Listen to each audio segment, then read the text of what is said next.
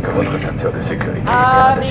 Vous voici arrivé à Madagascar, l'une des plus grandes îles du monde que l'on surnomme l'île continent ou encore l'île rouge. Ici, le fameux Mouramour qui veut dire doucement et de rigueur.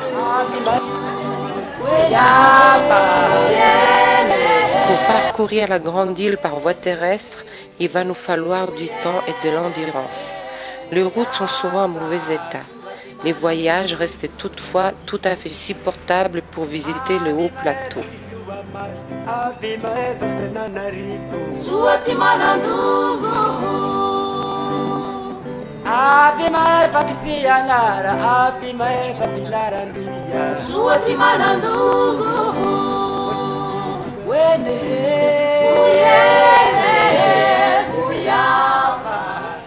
En partant de Tana, la ville d'Amatolamp constitue la première grande ville de la route nationale 7 avec ses 30 000 habitants.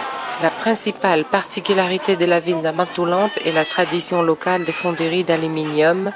Près d'une centaine de petites et très petites entreprises, parfois familiales, y fabriquent divers objets dont les marmites, des ustensiles de cuisine et même des objets d'art. Nous allons d'ailleurs visiter l'une de ces fonderies. Les Occidentaux seront surpris par la qualité de moulage traditionnel, mais surtout par la dextérité des artisans qui manipulent les métaux bouillants sans aucune protection corporelle.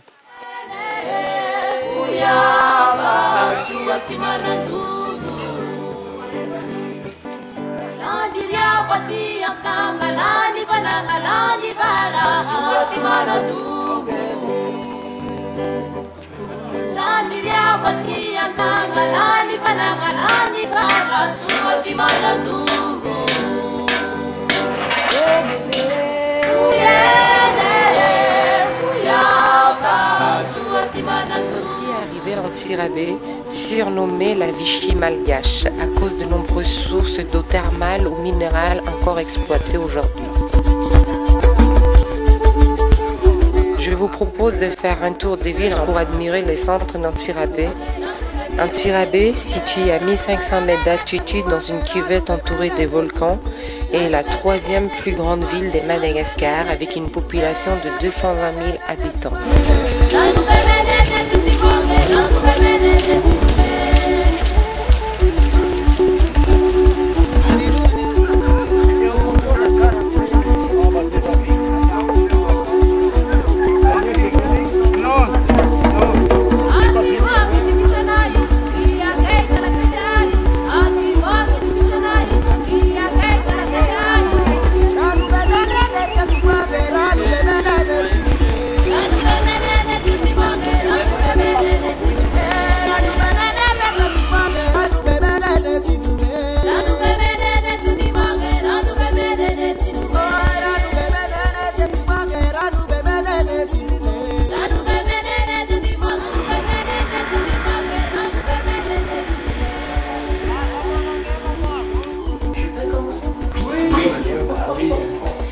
Donc c'est un atelier de fabrication des objets en miniature. Antsirabe est aussi une ville d'artistes et d'artisans. Vous aurez l'occasion d'admirer leur travail en visitant différents ateliers, fabrication de pousse-pousse miniatures, confection d'objets à base des cornes des zébus.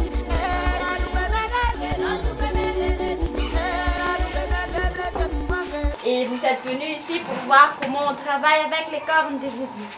Premièrement, les cornes, nous les achetons à l'abattoir. Elles sont fixées au crâne des zébus par un os qui entre à l'intérieur.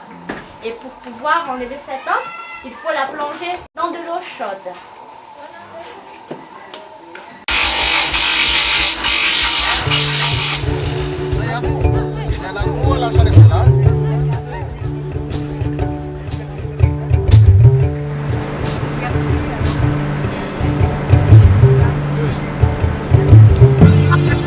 Dès ce matin, les groupes s'arrêtent à Manon pour faire une double action dans le cadre de l'association Un jour Madagascar. Bien sûr, nos voyageurs vont offrir quantité de cadeaux, stylos, cahiers, utiles à l'association. Mais de plus, ils vont baptiser une fontaine du nom d'un de nos amis qui aurait dû être du voyage et trop tôt disparu. Puis direction vers la petite ville d'Amboujta qui tient une place prépondérante en matière d'artisanat à Madagascar. Elle est même considérée comme la capitale de cette filière artisanale et notamment de l'ameublement malgache.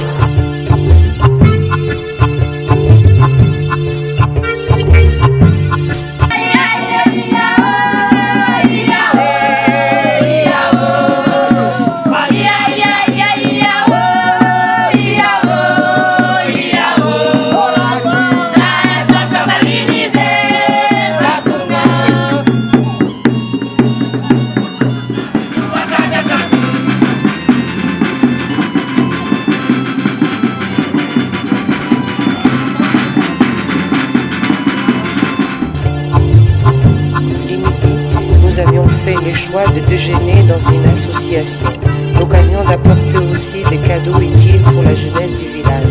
Une halte très agréable au milieu du village pour découvrir les panoramas des hauts plateaux et les danses traditionnelles.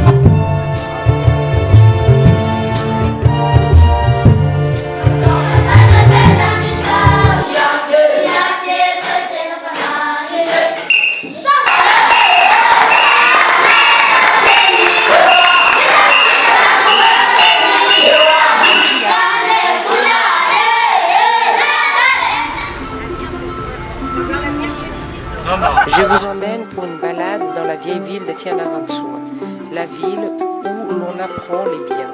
Elle a été construite au XIXe siècle sur décision de la reine Ranabal I.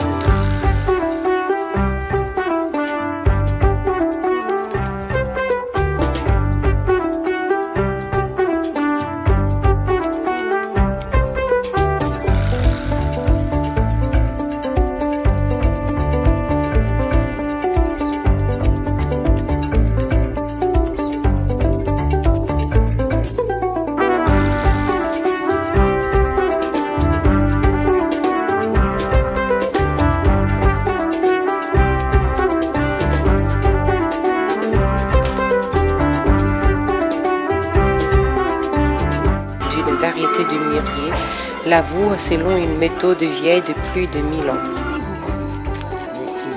C'est avec la deuxième écorce de cet arbre-là qu'on fait le papier en témoin.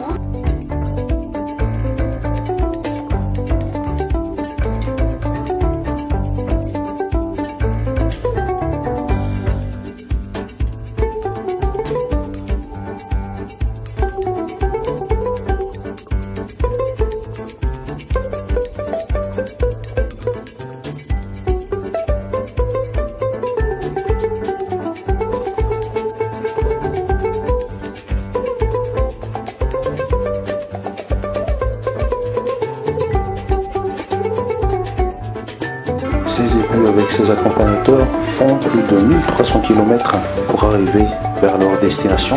Ils font dans les 30 à 35 km par jour.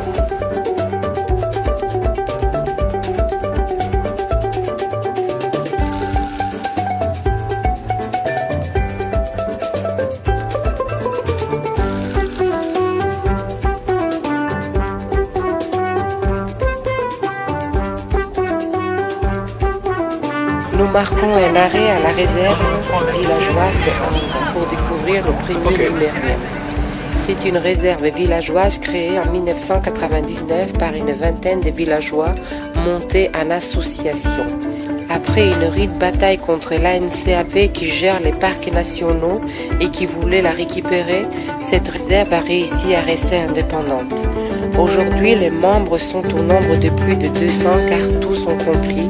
Avant, ils tuaient les maquis pour les manger ou ils les capturaient pour les vendre. Désormais, ils les protègent et les bénéfices tirés des visites ont déjà permis de construire une école.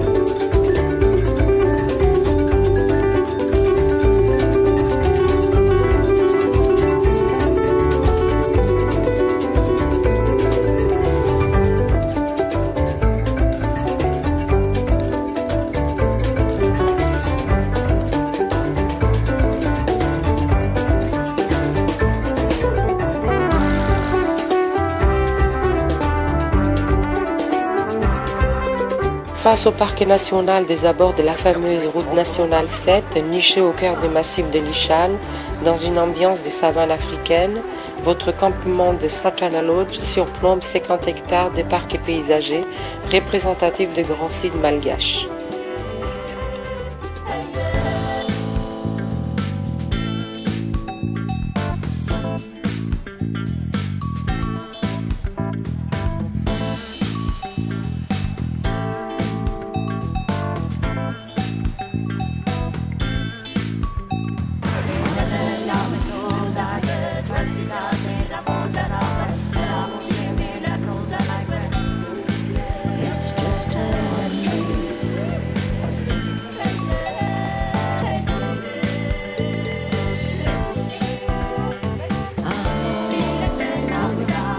Couvrant une superficie d'environ 80 000 hectares, le parc national de l'Ichal se compose l'un des paysages les plus remarquables de l'île. De nombreux circuits sont proposés du parc.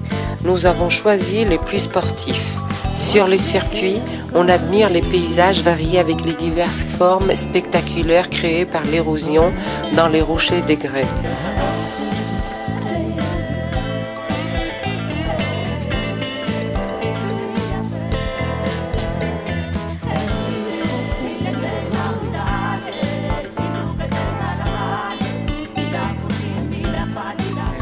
Maintenant, c'est l'explication de tombeau. Parce que les trucs qui dominent de cette région-là, ici, c'est les Bara. Donc, Bara, c'est origine africaine, c'est bambou centrafrique. C'est ça que les gens ici, grands et noirs. Et cette petite ligne-là aussi, il enterre le mort ici dans ces massifs-là, la montagne de l'Ichal. C'est ça qu'ici, c'est une montagne sacrée. Et leur tombeau ici, c'est dans un trou naturel ou bien dans une petite grotte. Et aussi pour le retournement de mort. C'est ça qu'il y a deux tombeaux différents. Il y a des tombeaux qui sont d'abord à là.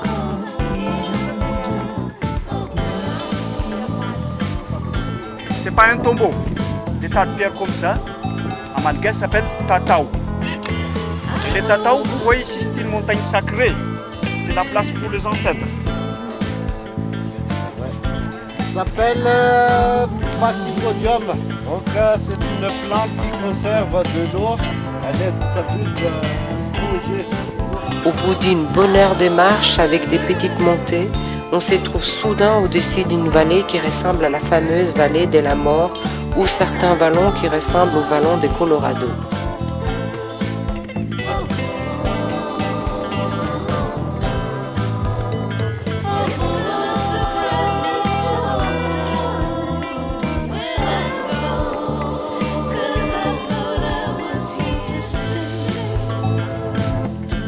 Outre les sublimes décors des canyons, vous serez récompensé en piquant une tête dans l'eau cristalline de ces bassins naturels dans lesquels